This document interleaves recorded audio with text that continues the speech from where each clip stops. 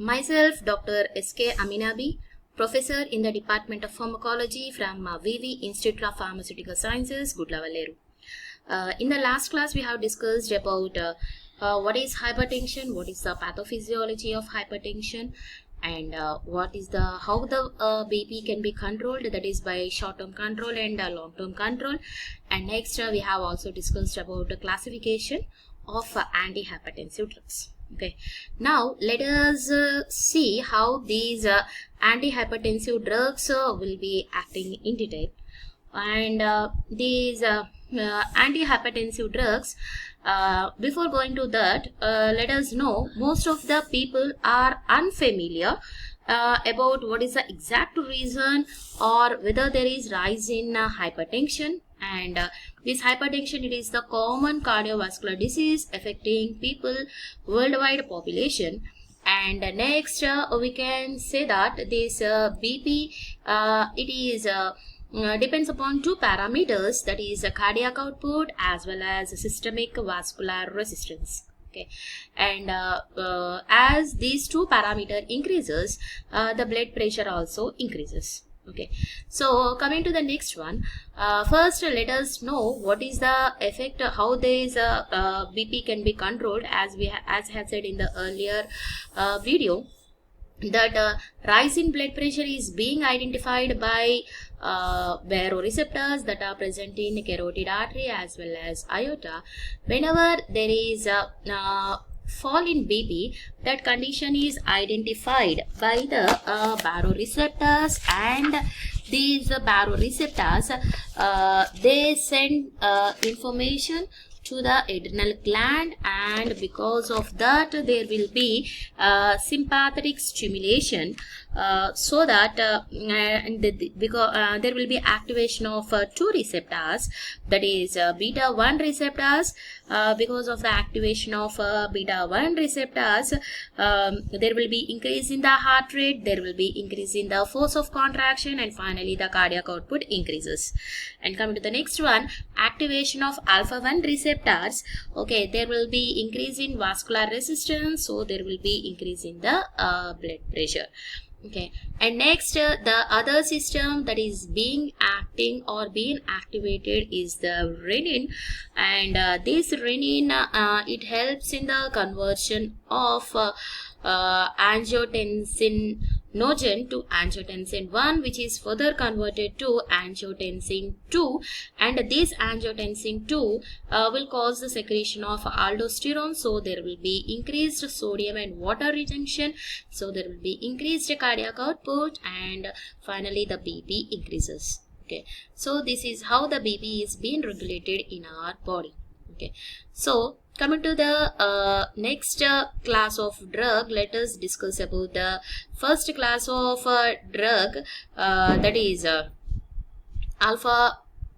So let us discuss about the first class of drug, that is alpha blockers.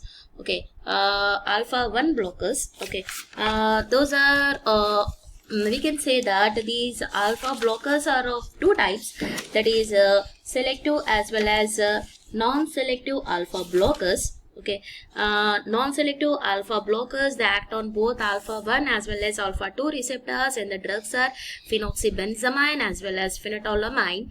And coming to the next one, selective alpha 1 blockers, those are prazosin, doxazosine, and they block selectively alpha 1 receptors that are present on the vascular smooth muscles by competitive mechanism, so there will be vasodilation and there will be decrease in vascular resistance. So this is the mechanism how the alpha 1 blockers they act. Okay, coming to the next one, that is beta blockers. Okay, so these beta coming to the next one, that is beta blockers. Okay, let me show this. Okay, and these beta blockers are further divided into two types, that is selective beta blockers as well as non-selective beta blockers. And the selective beta blockers are atenolol, metoprolol, ismolol. And coming to the non-selective beta blockers, they are labetalol as well as carvedilol. Okay, and next one, as the name itself indicates, selective beta blockers, they act only on beta 1 receptors, so there will be decrease in cardiac output, and finally there will be decrease in the BP. And non-selective, they act on both beta 1 and beta 2 receptors, causing decrease in cardiac output as well as vascular resistance. In addition to that, it also acts on the kidneys, so that there will be decrease in the renin secretion, there will be decreased formation of angiotensin 2 and release of aldosterone from the kidneys, and so finally there will be decrease in BP. So this is mechanism how the beta blockers they act. Okay, so coming to the next class, that is centrally acting adrenergic drugs. We know they are divided into two types, that is clonidine as well as methyl dopa. And these clonidine as well as methyl dopa, okay, let me say here, they act on coming to the first one, that is clonidine, it stimulates alpha 2 receptors that are present in vasomotor center. Okay, so there will be decreased sympathetic outflow from vasomotor center, and so the effect on the heart, that is there will be decrease in heart rate, there will be decrease in cardiac output, and there will be decrease in BP. And coming to the effect on blood vessels, because of decreased sympathetic outflow, there will be decrease in vascular resistance, and so there will be decrease in BP. Okay, so the mechanism of action of methyl dopa is also same as that of clonidine, but here this methyl dopa, it is converted to alpha methyl dopamine, which is further converted to alpha methyl non-epinephrine, and shows its action. Okay, so coming to the next one, that is calcium channel blockers. Okay, so these calcium channel blockers are further divided into two types, that is dihydropyridines as well as non-dihydropyridines. Okay, so they are classified into two types, that is dihydropyridines as well as non-dihydropyridines. Okay, so dihydropyridines, before going to the mechanism of action, let us say these dihydropyridines, calcium will enter into the vascular smooth muscle by L-type calcium channels, so that there will be constriction of the vascular smooth muscle. Okay, so these dihydropyridines, they block calcium channel blockers, so there will be no entry of calcium into vascular smooth muscle, so the muscle gets dilated, so there will be decrease in PP. Okay, and the drugs that come under dihydropyridines are amlodipine, felodipine, nicardipine, nifedipine. And the main adverse effects, or we can say other side effects of these dihydropyridines are headache, there will be flushing, there will be palpitation, as well as reflex tachycardia, bleeding gums because of these dihydropyridines. Okay, so coming to the next one, that is non-dihydropyridines. Okay, so these non-dihydropyridines, they are having effect on heart.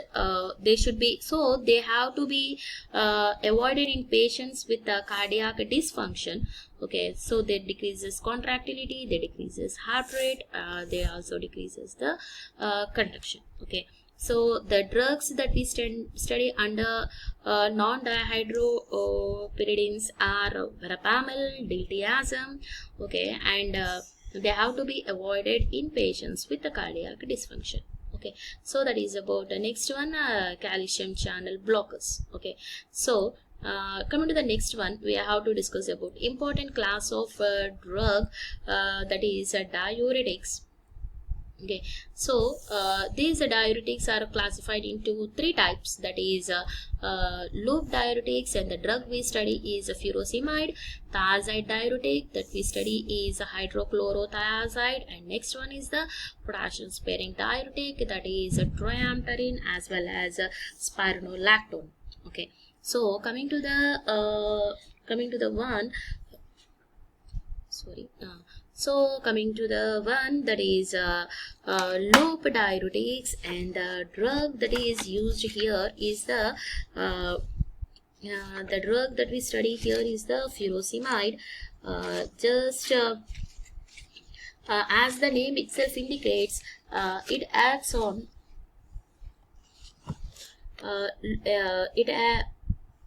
ascending loop. So coming to the first one, that is loop diuretics.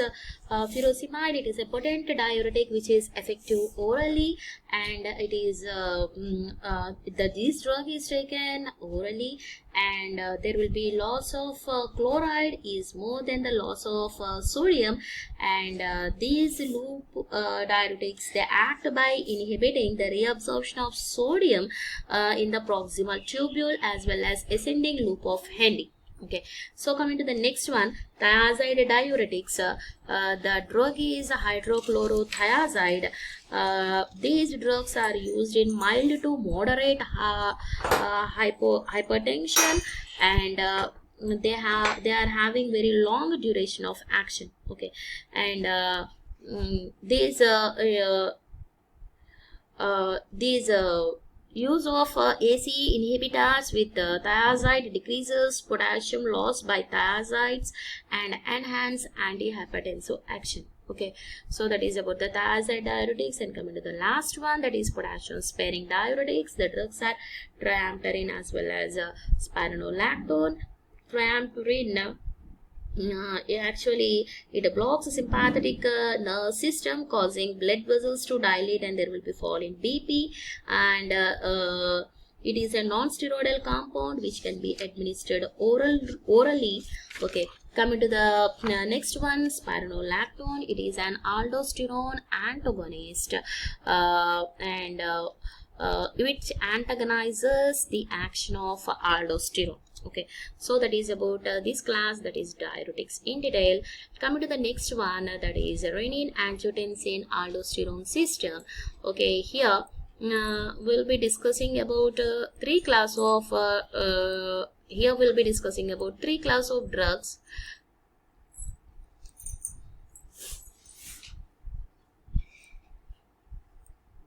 So here we'll be discussing about three class of drugs, that is renin inhibitors, that is aliskiren. As we said earlier, this renin is used for the conversion of angiotensinogen to angiotensin 1, and so this renin inhibitor, it inhibits the conversion of angiotensinogen to angiotensin 1. Coming to the next class, that is ACE inhibitor. The drugs are benzapril, captopril, enalapril, lisinopril. Okay, and these drugs they inhibit the conversion of angiotensin 1 to angiotensin 2. Coming to the next class, third class, that is angiotensin receptor blockers. Okay, there are two types of receptors, that is 81 receptors as well as 82 receptors. Okay, and so most of the effect of angiotensin 2 is mediated by 81 receptors. What is the role of 82 receptors is unknown, and angiotensin receptor blockers, they competitively inhibit the binding of angiotensin 2 to 81 receptors. So angiotensin receptor blockers, they produce the effect that is similar to those of ACE inhibitors, and we can say that the adverse effects may be nausea, vomiting, there may be weakness, and there may be hypotension and headache.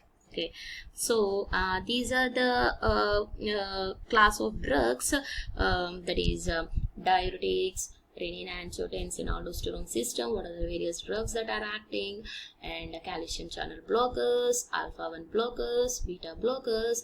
These are the various drugs that are used as an antihypertensive agents. I hope you have understood the class, and thank you.